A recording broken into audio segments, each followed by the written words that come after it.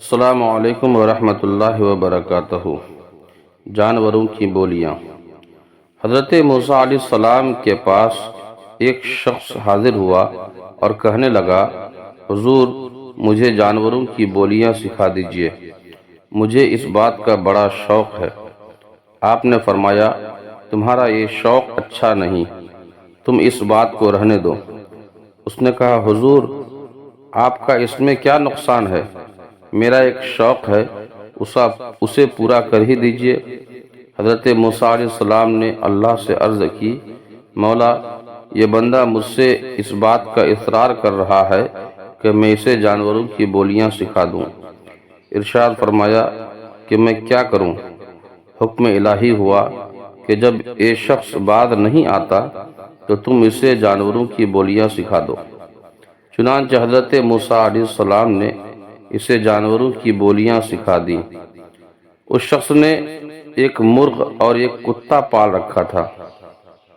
ایک دن کھانا کھانے کے بعد اس کی خادمہ نے دسترخوان جو جھاڑا تو روٹی کا ایک ٹکڑا گرا۔ اس کا کتا اور مرغ دونوں اس کی طرف لپکے اور وہ روٹی کا ٹکڑا اس مرغ نے اٹھا لیا۔ کتے نے اس مرغ سے کہا، ارے ظالم، میں بھوکا تھا، یہ ٹکڑا مجھے کھا لینے دیتے، تیری خوراک تو دانہ دن کا ہے، مگر تم نے یہ ٹکڑا بھی نہ چھوڑا۔ مرغ بولا، گھبراؤ نہیں، کل ہمارے مالک کا یہ بیل مر جائے گا، تم کل جتنا چاہو گے اس کا گوشت کھا لینا۔ اس شخص نے ان کی یہ گفتگو سن لی اور بیل کو فوراً بیچ ڈالا۔ وہ بیل دوسرے دن مر تو گیا لیکن نقصان خریدار کا ہوا اور یہ شخص نقصان سے بچ گیا۔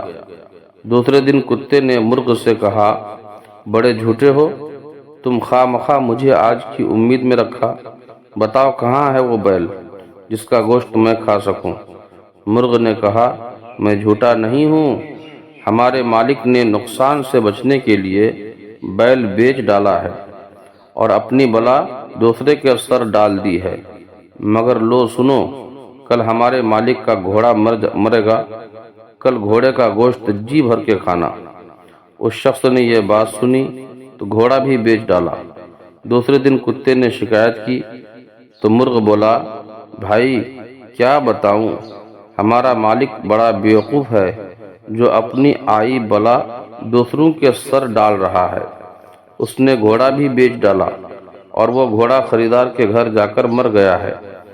بیل اور گھوڑا اسی گھر میں مرتے تو ہمارے مالک کی جان کا فدیہ بن جاتے، مگر اس نے ان کو بیچ کر اپنی جان پر آفت مول لی ہے۔ لو سنو اور یقین کرو کہ کل ہمارا مالک خود ہی مر جائے گا اور اس کے مرنے پر جو کھانے دانے پکیں گے اس میں سے بہت کچھ تمہیں بھی مل جائے گا۔ اس شخص نے جب یہ بات سنی تو اس کے ہوش اڑ گئے کہ اب میں کیا کروں، کچھ سمجھ میں نہ آیا اور دوڑتا ہوا حضرت موسیٰ علیہ السلام کے پاس آیا اور بولا، حضور میری غلطی معاف فرمائیے اور موت سے مجھے بچا لیجئے۔ حضرت موسیٰ علیہ السلام نے فرمایا، نادان، اب یہ بات مشکل ہے، آئی قضا ٹل نہ سکے گی۔ تمہیں اب جو بات سامنے نظر آئی ہے مجھے اسی دن نظر آ رہی تھی جب تم جانوروں کی بولیاں سیکھنے پر اصرار کر رہے تھے، اب مرنے کے لیے تیار رہو۔ چنانچہ دوسرے دن وہ شخص مر گیا۔ مثنوی شریف۔ سبق: مال و دولت پر اگر کوئی آفت نازل ہو اور کسی قسم کا کوئی نقصان ہو جائے تو انسان کو غم اور شکوہ نہ کرنا چاہیے، بلکہ جان کا فدیہ سمجھ کر اللہ کا شکر ہی ادا کرنا چاہیے اور یہ سمجھنا چاہیے کہ جو ہوا بہتر ہوا۔ اگر مال پر یہ آفت نازل نہ ہوتی تو ممکن ہے جان ہلاکت میں پڑ جاتی۔ اللہ ہم سب کو ہدایت عطا فرمائے۔